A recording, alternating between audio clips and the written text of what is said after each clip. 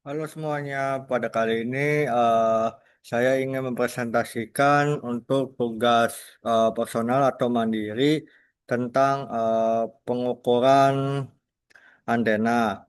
Nah, untuk pengukuran antena yang diberikan tugasnya itu ada empat, yang itu syarat pengukuran, pengukuran pola radiasi, arah azimut, dan dan elevasi. Yang ketiga, pengukuran polarisasi.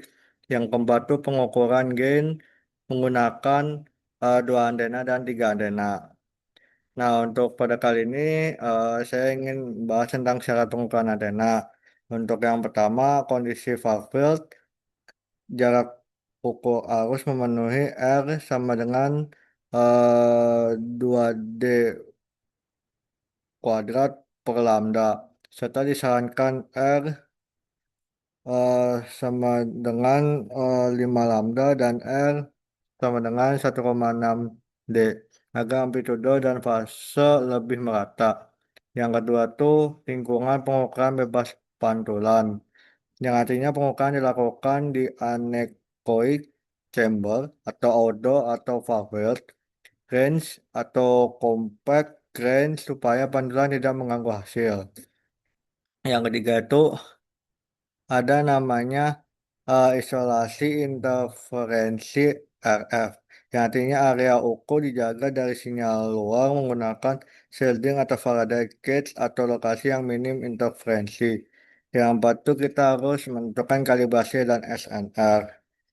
Itu alat ukur dikalibrasi lebih dulu. SNR pengukuran dibuat cukup tinggi, umumnya 30-40 dB. Nah, untuk gambar ilustrasi jarak far field-nya kayak gini. Yang selanjutnya itu pola radiasi, azimut, dan elevasi. Itu konsep koordinat yang artinya pola radiasi menunjukkan sebaran kuat radiasi antena terhadap sudut. Yang kedua, theta atau ki sama dengan sudut elevasi dari sumbu Z. Yang ketiga, pi itu sudut azimut pada bidang XY. Yang terakhir, data biasanya dinormalisasi sehingga puncak utama 0 dB. Nah, untuk gambarnya bisa dilihat dari sumbu Y, sumbu X, sama sumbu Y-nya. Sumbu Z, sumbu X, sama sumbu Y. Sorry. Sumbu Z, sumbu Y, sama sumbu X-nya. Bisa dilihat di sini. Untuk potongan azimut H-plane-nya, pengukuran arah mendatar 0 derajat sampai 360 derajat. AUT diputar horizontal. Biasanya theta 90 derajat tetap. Untuk potongan elevasi atau airplane, pengukuran arah vertikal misalnya 90 derajat sampai 90 derajat. Pi dibuat tetap untuk melihat sebaran bidang vertikal.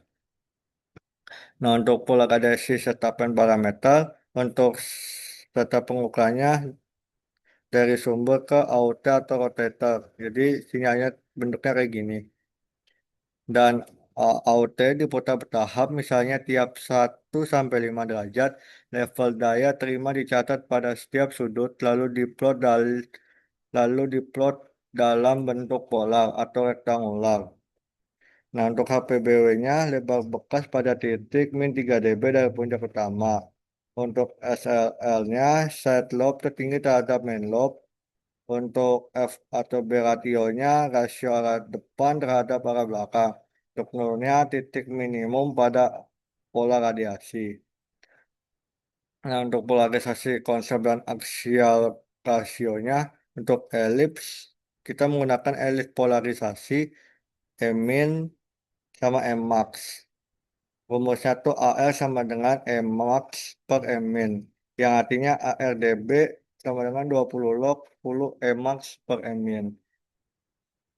Yang kedua tuh linear medanistik dominan pada satu arah, akselatio sangat besar atau mendekati tahingga. Untuk sikularnya Emax dan Emi sama besar. AR sama dengan 1 atau 0 dB terdiri dari RHCP dan LHCP. Yang ketiga elips, kondisi umum ketika Emax dan Emin berbeda, sehingga lintasan medan berbentuk elips. Nah, untuk Emi-nya itu yang hijau dan Emax-nya itu yang merah.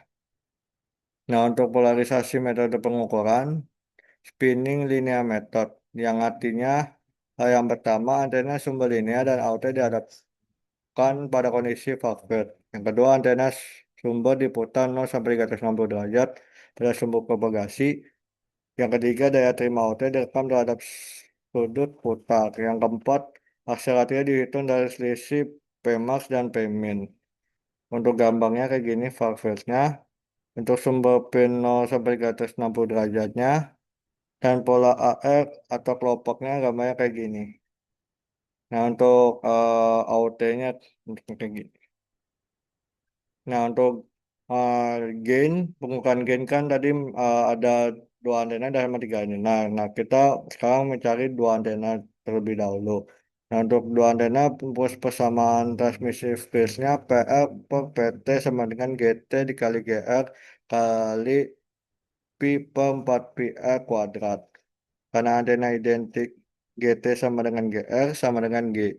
Untuk G2 sama dengan PR per PT 4PR kuadrat per lambda. Yang untuk rumus selanjutnya, G dBi sama dengan setengah PR min PT, eh, itunya dB plus L. Terus untuk rumus selanjutnya, L sama dengan 20 log 10 4 pi R per lambda. Keterangannya dua antena identik dihadapkan satu sama lain pada kondisi far field. Yang kedua, jarak pengukuran R dijaga tetap. Yang ketiga itu daya kirim PT dan daya terima PR diukur. Dan antena dihitung dari hasil pengukuran. Untuk bentuk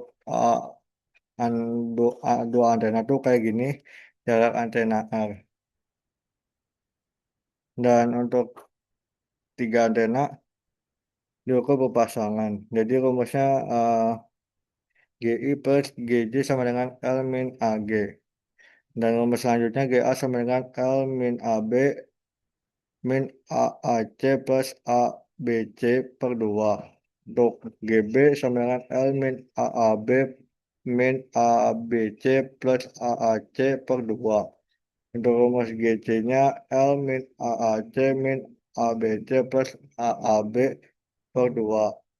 Untuk rumus L-nya sama dengan 20 log 10 4 PR per lambda. Untuk keterangannya bahwa tiga antena A untuk tiga antena A, B, dan C belum diketahui gennya. Pengukuran dilakukan untuk pasangan A sampai B, A sampai C, dan B sampai C. Cara pengukuran R dibuat sama untuk semua pasangan. Gen tiap antena diperoleh dari eliminasi tiga bersamaan. Nah, untuk jarak antena R dan untuk jarak antena R-nya itu dari port 1 ke port 2 ke port 3, dan kayak gitu. Untuk sumbernya bisa dilihat dari sumber Y, sumber X, apa sumber Z. Nah, untuk contoh perhitungannya, G-nya diketahui bahwa F sama dengan 3 GHz, lambdanya 0,1, R 2 meter, L 20 log 10, 4 PR per lambda. Untuk hasilnya itu bisa 48 dB. Untuk dua antena identiknya, S21 terukur PR atau PT. Untuk hasilnya 30 dB, free space loss-nya atau L-nya itu 48 dB, untuk G atau dBi-nya setengah min 30 plus 48. Untuk hasil G-nya 9 dBi. Untuk itu kan untuk dua antena identik. Nah, untuk tiga antena itu A sampai B atau AAB-nya 32, untuk AC-nya atau AAC-nya 35, untuk B sampai C-nya atau ABC 30 dB, GA 5,5 dBi, GB-nya 10,5 dBi, dan GC-nya 7,5 dBi. Nah, untuk kesimpulannya, bahwa pengukuran antena harus memenuhi kondisi fabel dan lingkungan minim pantulan. Yang kedua, pola radiasi diukur pada arah azimut dan elevasi untuk melihat HPBW, side loop, front to back atau F atau B rasionya, dan nol. Dan polarisasi ditentukan dari aksial ratio sehingga dapat dikenali sebagai linear, sirkular, atau elips. Gain dihitung menggunakan persamaan Friedrich baik metode dua antena identik maupun metode tiga antena. Segitu saja, sekian, terima kasih.